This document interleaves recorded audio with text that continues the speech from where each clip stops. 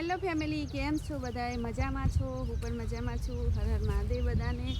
ને નવા બ્લોગમાં બધાનું સ્વાગત છે. તો આટાને આપણે મસ્ત આજ તો સાડી પહેરીને તૈયાર થઈ ગયા હે. તો ફેમિલી બપોરનો ટાઈમ થઈ ગયો છે ને ખાઈ પીને શાંતિથી આપણે ખેતરમાં વળ્યા હતા આજ તો, કારણ કે 3-4 દિવસથી બ્લોગ નહોતો ઉતાર્યો ફેમિલી, કારણ કે ઘરનું કામ એટલું બધું હતું ને તો વ્યસ્ત થઈ ગયા હતા ઘરના કામમાં. ને આમ આપણું વ્યસ્ત તમે જોઈએ કહો તો ફેમિલી હવે આ કોકના બીજાના ખેતરમાં આપણે આવ્યા હતા ને હવે આપણે ખેતરમાં કોઈ જાશું, કારણ કે અહીંયા બધા 4 વાગવાને એવું બધું આવવાનું ટાઈમ થઈ ગયું. તો હવે ફટાફટ આપણા ખેતરમાં આપણે રવાના થયા છીએ ફેમિલી. એટલે આપણે આવી ગયા છીએ ખેતરમાં ને ખેતરમાં જુઓ એકદમ કેવું મસ્ત વરસાદના કારણે એકદમ લીલું હરિયાળી જેવું થઈ ગયું હો લોકેશન વાતાવરણ નહીં.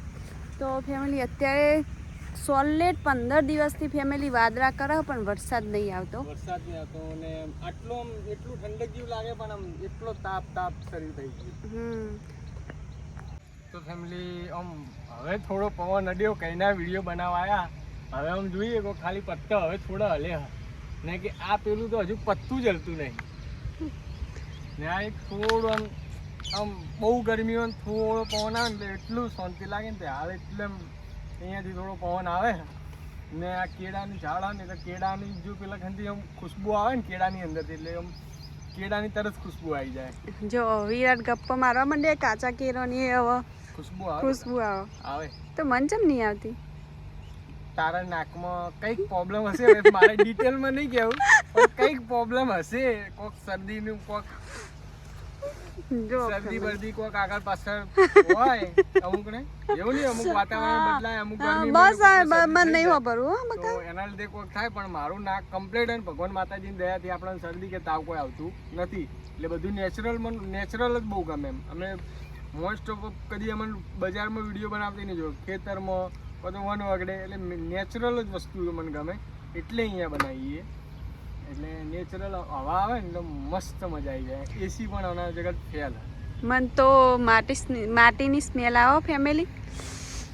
જો આટલે પેલા કેળાની એટલે ખુશ્બુ. તો ફેમિલી આપણને એ પેલી કેળાની જે છે એ હવે ખુશ્બુ હજુ એને નથી આવતી. વિરાટ ફેમિલી ગપ્પા મારતા હતા, કસ્તી સ્મેલ નહીં આવતી. પણ મેં પહેલા જ કીધું અમુકને શું ઉનાળામાં શિયાળામાં તકલીફ થોડી ઘણી રહે એટલે પ્રોબ્લેમ હે પાછી શરદીની. હા એટલે મેં કહ્યું સાચી વાત છે.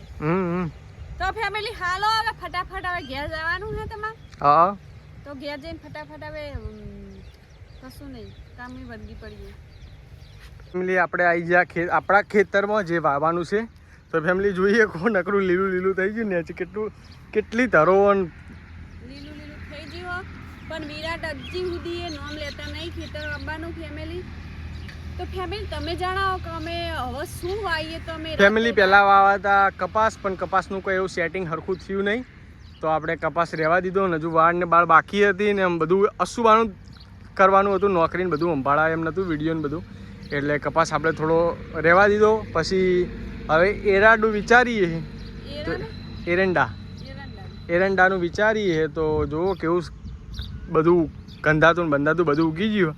તો એકવાર વિચાર કરીએ કે થોડું હજુ ઉગી જાય તો એકી ફેરા ગાયો ચરાવી દઈએ પહેલાં ને પછી શું આવીએ એરંડા વાવી દઈએ. તો ફેમિલી મને તો લાગતું નહીં કે એરંડામાં કશું પેલું થાય, પણ તમને એવું હોય ને કશું વાવવાથી રાતોરાત કરોડપતિ થઈ જઈએ. તો એના માટે એક જ વસ્તુ વાવીએ તો 2-3 મહિનામાં કરોડપતિ થઈ જઈએ. પણ આપણે રોડ ઉપર ખેતર તો પોલીસવાળા કને પકડવાથી 20 વર્ષની સજા આલે. ભલે મને 20 વર્ષની સજા આલતા પણ મારા કેરી બધી ફેમિલી બધી શાંતિથી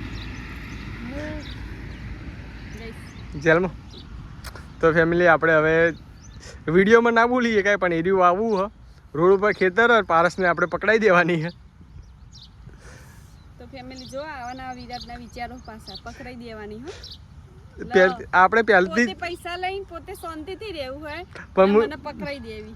પણ તું જ બોલી કે હું મારા છોકરા માટે જેલમાં જવા તૈયાર હું. એ તો સાચી જ વાત છે. હા તો તારા છોકરા માટે તું જેલમાં જતી રહે. 1-2 કરોડ રૂપિયા એમાંથી 1 રૂપિયો તમારે નહીં વાપરવાનો. અમુ નહીં વાપરું. બધા તારા છોકરા ચેડે જ. તારા છોકરા માટે એક મસ્ત મમ્મી લાવીશ, તારા છોકરા માટે મસ્ત ગાડી લાવીશ, તારા છોકરા માટે મસ્ત ઘર લઈશ.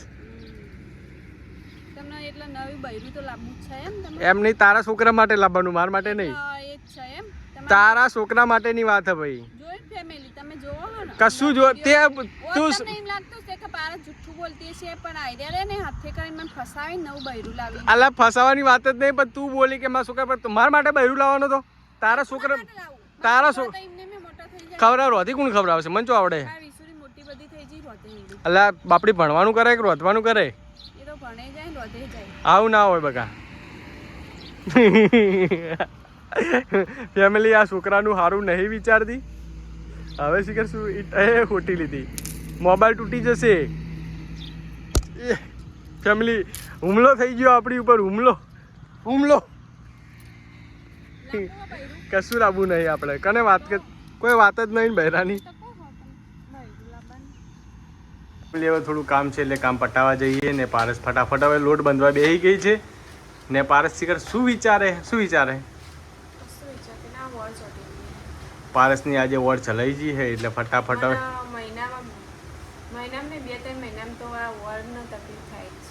તો પારસને 1-2 મહિનામાં વોર્ડની તકલીફ થાય જ છે. એટલે આપણે હવે વિચાર એવો છે કે નવી વોર્ડ નખાઈ દઈએ તો ખર્ચો ઓછો ખર્ચો થાય એમ એ કરીએ આપણે. તો ફટાફટ બજારમાં જઈને ભાવ પૂછાઈ લઈએ, વોર્ડનો ભાવ પૂછાઈ લઈએ બજારમાં જઈ ને નવા બૈરાનો જે સસ્તું પડે એ આપણે લાવી દઈએ.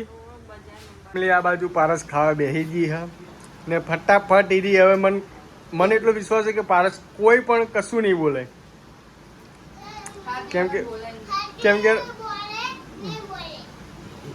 કેમ કે એનો ફૂલ ફોકસ ખાવામાં હ. ને આ બાજુ જુઓ શું તારો તો આખો દાડો વરસાદ જ આવવાનો બ્લોકમાં. હવે હર્ષદ આવ્યો હા તું શું થયું હા અલા દૂધ ખીચડી તીખું લાગ્યું સમ અલા દૂધ દેખાતું તો છે ને ધોળું જ બસ દે.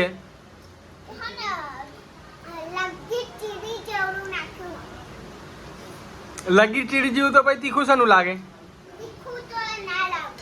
તો તને ચીડી જ લાગ્યું અને આ દોધ ચો જતો રે એક કઈ ગયો તો પડી ગયો પહેલું દીદાને દોધ ચોઈ ગયો દોધ ને આ જો હવે ખાઈ રહી છે ફેમિલી